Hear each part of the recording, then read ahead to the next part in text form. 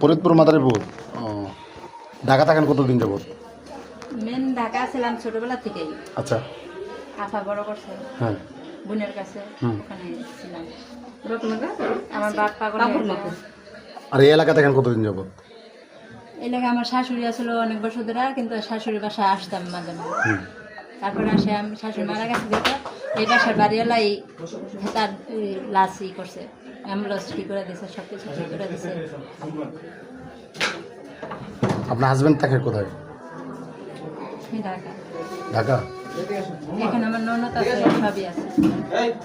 ননদ কোথায় কোথায় থাকে? এই যে নেট কালেকশন। নেক্সট কালেকশনে। আপনার হাজবেন্ড এখানে আসে কতদিন পর পর? এখানে আসে না। আসে না কেন? ওনার সাথে ঝামেলা? আমরা ওনার জামাইরা চিনি না। আচ্ছা, ওনার সাথে ঝামেলা? হ্যাঁ, কি সমস্যা? মানে হ্যাঁ বিয়ে শাদী করে ফেলেছে জন্য। আপনার বাচ্চা কাচ্চা আছে না? হ্যাঁ, বাচ্চা কয়জন? দুইজন। মেয়ে দুইজন? বিয়ে হয়েছে আর একটা ছেলে হেফজে পড়তেছে। মেয়ে একটা মেয়ে বিয়ে দিয়েছেন হ্যাঁ আর ছেলে হেফজে পড়ে? হ্যাঁ। কোথায় থাকে এখানে? না, ঢাকা থাকে। ও, ঢাকা থাকে। স্বামীর সাথে কি একবার ছাড়াছাড়ি হয়ে গেছে? সরাসরি হয় নাই। হ্যাঁ হ্যাঁ হ্যাঁ মতন আসছে, আমি আবার এনে শাশুড়ি আসলে শাশুড়ি। মানে আপনি আপনার মতো থাকেন, ওনার মতো থাকে? হ্যাঁ।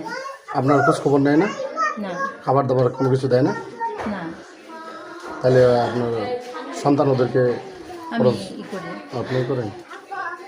ও, আচ্ছা। আপনার ছুটি হচ্ছে কটায়? 5টায়। 5টায়? 5টায় ছুটি হয়? হ্যাঁ, প্রতিদিনে 5টাই হয়। ওভারটাইম হয় না? এখন ওভারটাইম নাই। হুম।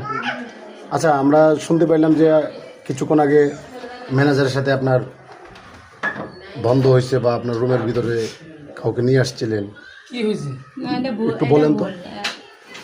আমার ছেলে হেফজে পড়াইতেছে, জি মিথ্যা কথা বলবো না। জি কিন্তু আমি পাশাপাশি সোজা, এখানে অনেক মহিলা ছিল, জি। সোজা রুমে পাশাপাশি ছুটেছে, সোজা রুমে আসছে, তাই তরকারি করতেছি আর রান্না করা শেষ করলাম। হুম। আমার একাই বাজার করা লাগে, একাই সব কিছু করা লাগে। আর আমার একা থাকলে একাই সবকিছু করতে হয়।